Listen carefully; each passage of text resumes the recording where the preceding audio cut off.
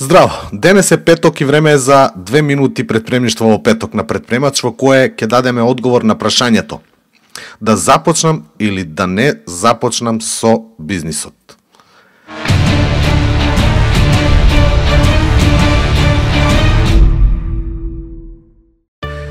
Прашањево представува една дилема која сите ја имале. Ја имаат или пак ја имаат доколку се најдат во ситуација да одлучуваат дали да започнат собствен бизнис или да си продолжат со работа во компанија во која што работат.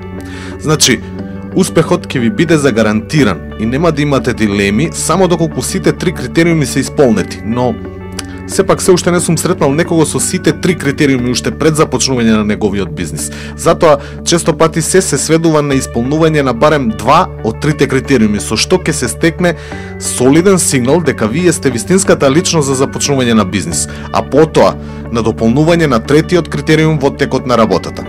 Но ајде да видиме кои се тие 3 клучни критериуми. Прво, вашата идеја мора да поседува поволни пазарни околности. Што значи тоа поволни пазарни околности?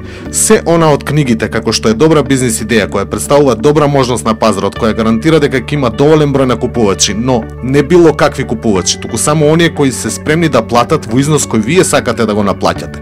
Значи првиот критериум се однесува на потенцијалот или како што јас го нарекувам бизнис потенцијална енергија складирана во вашата бизнис идеја.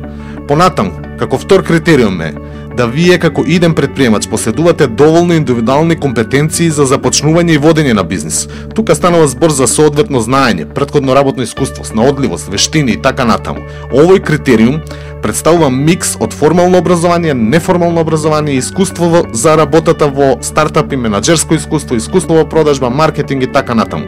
Колку поголеми компетенции имате, толку поголема веројатноста за успех на вашиот иден потфат како бизнис. И третиот критериум се однесува на вашето лично обкружување. Тука веќе станува збор за поддршка од семејството, позитивно влијание од страна на родителите и средината каде што сте раснеле, кој се има можност да ве мотивира и така натаму. Може би звучи навистина непотребно, но сепак овие фактори може да имаат голема улога во носење на вистинската одлука.